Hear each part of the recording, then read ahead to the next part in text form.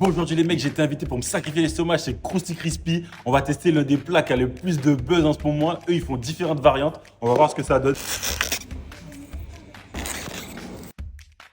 Donc là les gars, on va tester deux spécialités de chez eux. On a l'Afro Krusty et ici on a le Mac and Cheese Krusty.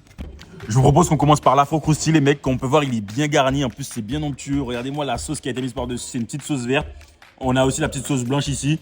Il y a des alocos en dessous avec du riz blanc. On va goûter pour voir si ça fait un bon mélange.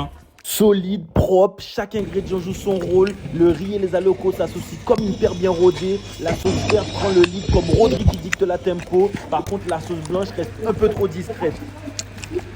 Et les gars, je vous mens pas, je me régale. Le plat, il est super bien fait. La sauce verte, elle est vraiment très bonne. Il n'y a rien qui est... Enfin, en termes de dosage, c'est vraiment parfait. Il n'y a rien qui est en excès. Par contre, elle est vraiment prédominante par rapport à la sauce blanche. On la ressent beaucoup plus. La sauce blanche, on la ressent vraiment légèrement. Ensuite, le riz avec les alocos, ça se marie super bien. Parce qu'en fait, le riz, étant donné que c'est du riz blanc, quoi, ça n'a pas vraiment forcément de goût. On va vraiment bien ressentir le goût des alocos, qui va rajouter une petite touche de sucré au niveau du riz. Et avec le poulet, ensuite, franchement, ça fait une bonne combinaison. Pour moi, c'est un bon 8 sur 10. Ah oui, les mecs. D'ailleurs, dans ce menu-là, vous avez le bissap qui est offert. Et le menu, il vous revient à 8,90 €. Bon, maintenant, les mecs, on va passer au Mac and Cheese Crispy. Franchement, c'est vraiment des innovations là parce que je ne vous mens pas, j'ai jamais goûté un plat comme ça avec des pâtes. Je pense que ça va être tout aussi bon. En vrai, on verra ce que ça donne. On va goûter. Un peu comme Richarlison à Tottenham, de la présence, de la générosité, mais pas toujours bien dosé. Le poulet est efficace, mais le fromage, c'est un peu comme ces matchs, ça déborde, mais ça fatigue vite.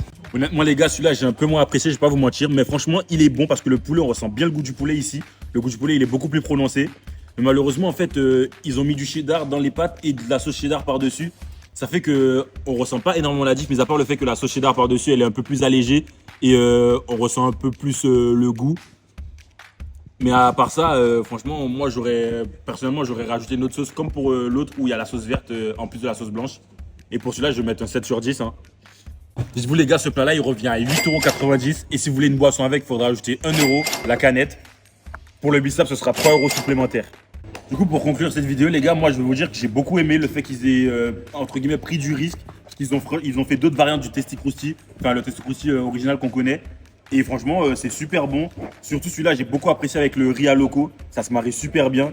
Et ça a été mon préféré dans tous les cas. Par contre, les mecs, ce que j'ai vraiment trouvé exceptionnel chez eux, que j'ai vraiment kiffé, qui c'est un 10 sur 10 pour moi, c'est leur bissap, car il n'est pas trop sucré. On ressent bien le goût des différents composants.